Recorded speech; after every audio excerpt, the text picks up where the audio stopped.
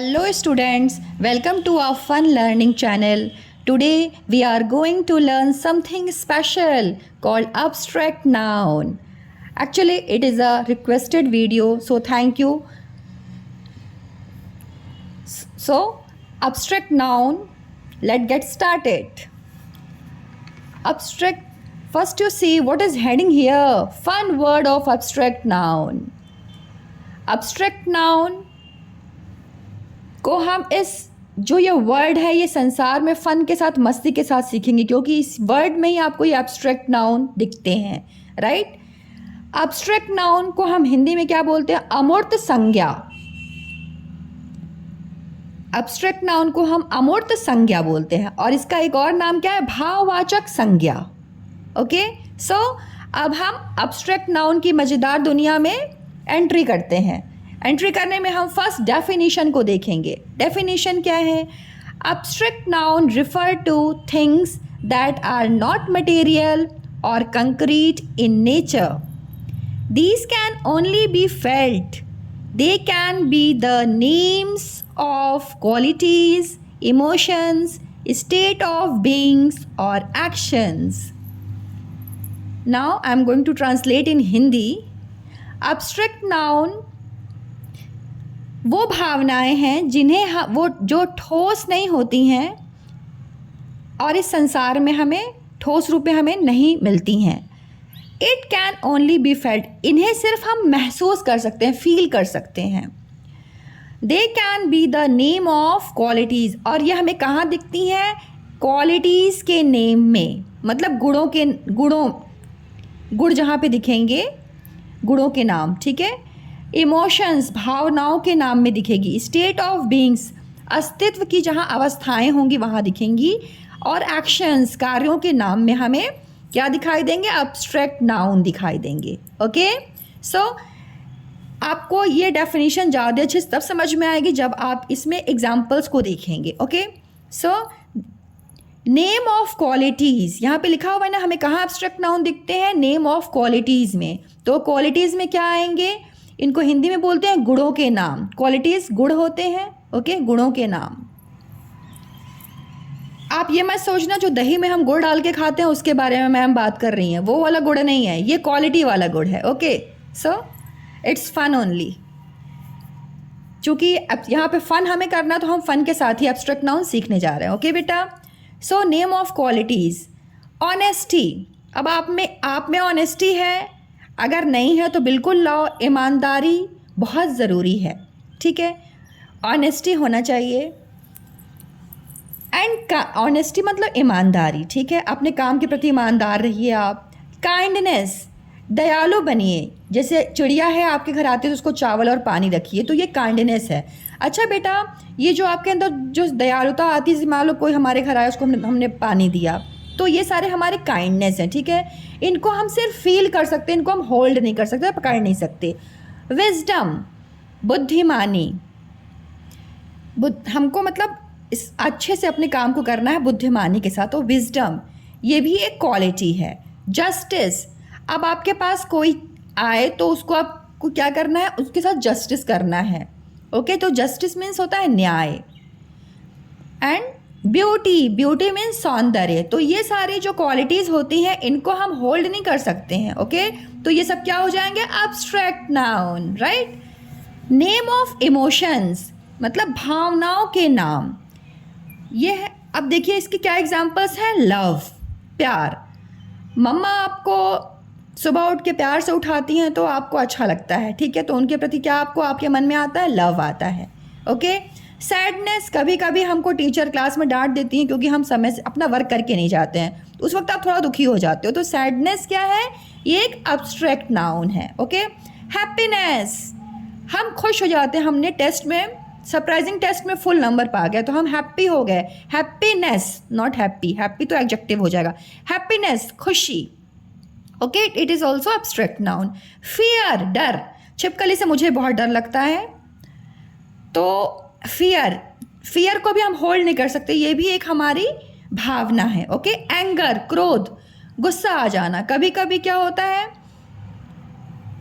किसी भी काम को देख करके हमें, अगर वो काम कंप्लीट ऑन टाइम नहीं होता तो हमें गुस्सा आ जाता है। लेकिन ये एंगर अच्छी चीज़ नहीं होती एंगर आपको नहीं करना चाहिए। ओके, सो एंगर क्या, एंगर ठीक है, ये क्रोध इसका मतलब हुआ। तो नेम ऑफ इमोशन समझ में आ गया आपको? ओके, अब देखिए थर्ड चीज़ क्या होती है जिसमें हमको एब्स्ट्रैक्ट नाउन दिखाई देता है। तो नेम ऑफ स्टेट्स, डेफिनेशन में मैंने आपको दिखाया था, ठीक है। तो इसका हिंदी मीनिंग होता है अस्तित्व की अवस्थाएं। अब क्या क्या हो सकती है? डेथ, मृत्यु, ये एक स्टेट है, अवस्था है, ठीक है। लाइफ, जीवन, ये एक मतलब अस्तित्व है, स्टेट है, एक स्थिति है। ओके, फ्रीडम, स्वतंत्रता, सभी को पसंद है।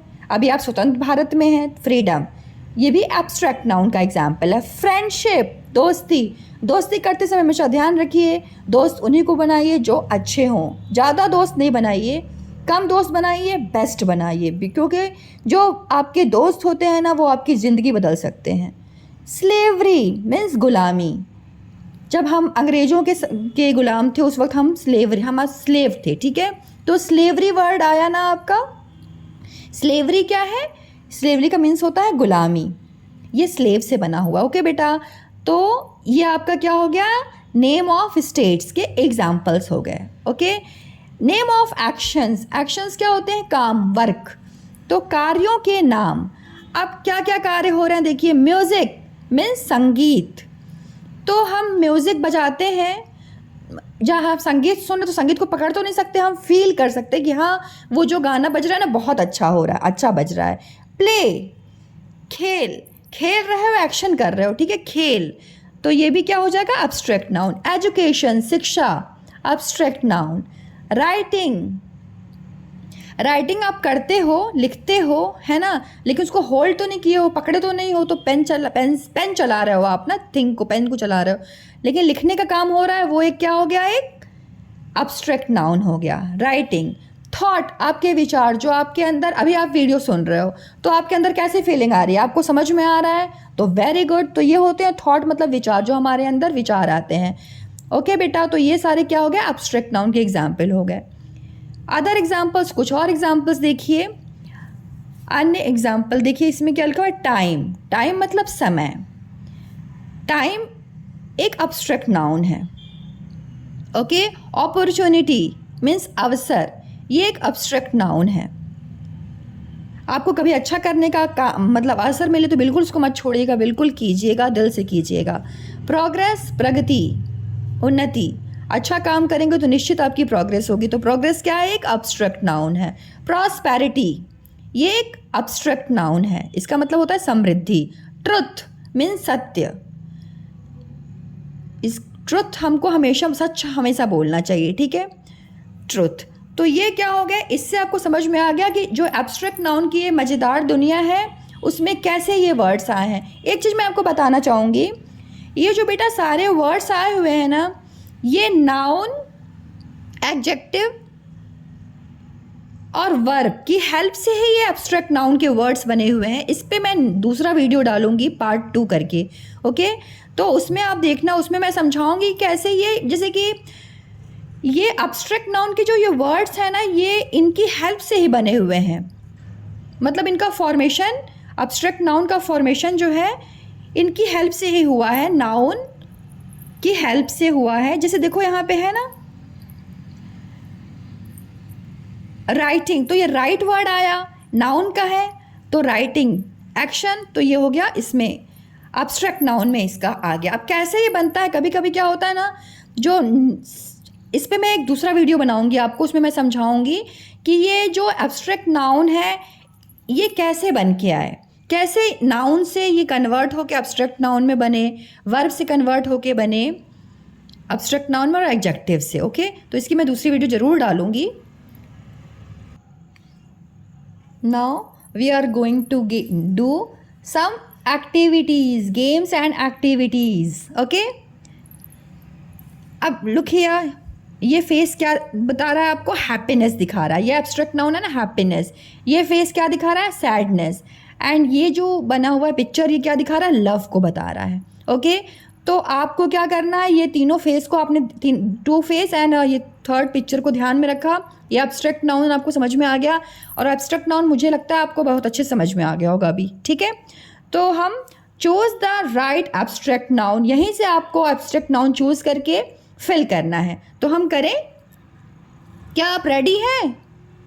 Yes, very good.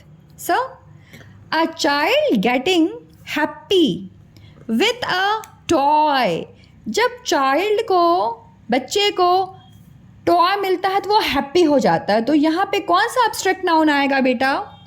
Tell me. Happiness, very good.